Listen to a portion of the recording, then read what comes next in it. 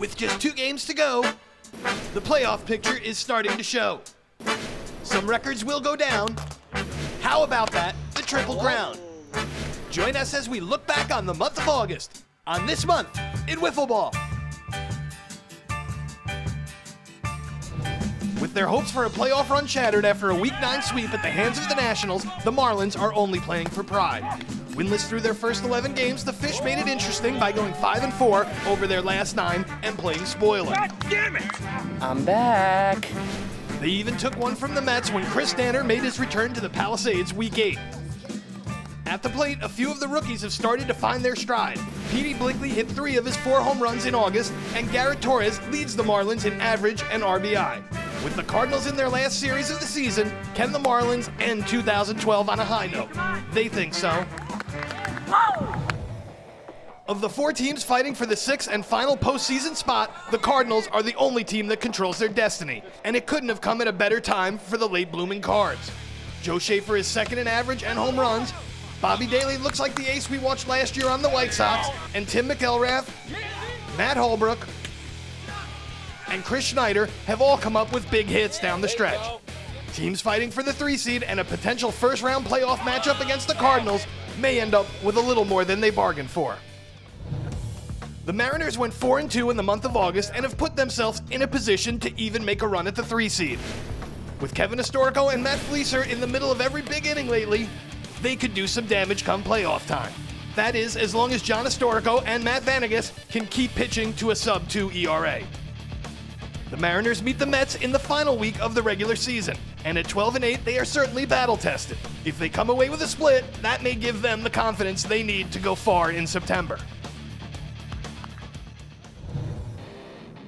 A few months ago, the Yankees looked like a lock for the 3 seed. Now, after a 9-game losing streak, they are in serious danger of missing the playoffs, and it has nothing to do with the pitching. Anthony Bevilacqua and Nick Gallo have relinquished just 8 runs over their last 6 games.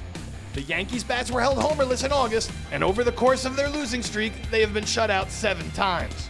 If they don't get back to hitting against Robles and the A's, they'll be spending the rest of September on the sidelines. The high-flying A's came into August on a 7-game winning streak, but after a sweep by the Mariners and a sweep by the Brewers, they blew any chance of getting a bye in the first round. Jordan Robles continues to pitch his ass off for the Athletics. He leads the league in innings pitched with 82 and is just 7 strikeouts away from tying the single-season record of 201 set by Tim Trineri last season. While you'd be hard-pressed to find anyone who doesn't think he'll break the strikeout record, the Palisades WBL playoffs have never been kind to pitchers who have logged more than 70 regular season innings. For quite some time now, the Mets have been everybody's favorite to go all the way and win a 2nd straight championship. But an early August loss to the last-place Marlins made them look anything but invincible. Malfidis' struggles on the carpet continue as he's been winless since early June, and the Mets have had to solely rely on the right arm of Rich Galad. Galad is also a lock to win the Triple Crown. With just 2 games to go, he has a 40-point lead in batting average, 8 more home runs than Schaefer, and 24 more RBI than Maniscalco. It is clear that the Mets will go as far as Galad will take them, but any serious contribution from the rest of the team could make them unbeatable in the postseason. At 14-6, the Rockies are tied with the Mets for the league's best record. And thanks to the incredible pitching of Trineri and Kenny, a split against the Nationals is all they need to earn a first-round bye in the playoffs. With Kenny away at college, he plans to return for the finals if Trineri can get the Rockies there.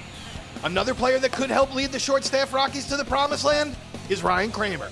Since the arrival of Kramer, the Rockies have finally started scoring runs. If Frezza and Kramer heat up, the Rockies may be well on their way to hoisting a cup this fall. A team with the 3 seed firmly in their sights is the 13-7 Brewers, and it's all because of Ryan McElrath. No rookie has ever had a year as impressive as McElrath. From no-hitters to a perfect game to walk-off home runs, he has done it all. Game over, baby, yeah! With the odds of the Brewers getting a first-round bye highly unlikely, they would do well to sit their star Week 11, as 3 straight Saturdays of 3-game playoff series may be a little too much to ask of the rookie. Because without McElrath, the Brewers aren't going very far in the playoffs. The Dodgers could catch a break Week 11 if the Brewers play it safe with McElrath, but they still will need a lot of help to advance to the postseason. It's a shame because of all the teams on the bubble, no squad has a hotter 1-2 punch than the combo of Eric Lanks and Brett Bevilacqua. In August, they combined for 11 of the Dodgers' 18 hits, and they were both hitting for power. When you add Bill Murphy and his 1.65 earned run average, and Joey Maniscalco with his game-changing power, the Dodgers are the bubble team no one wants to face in September.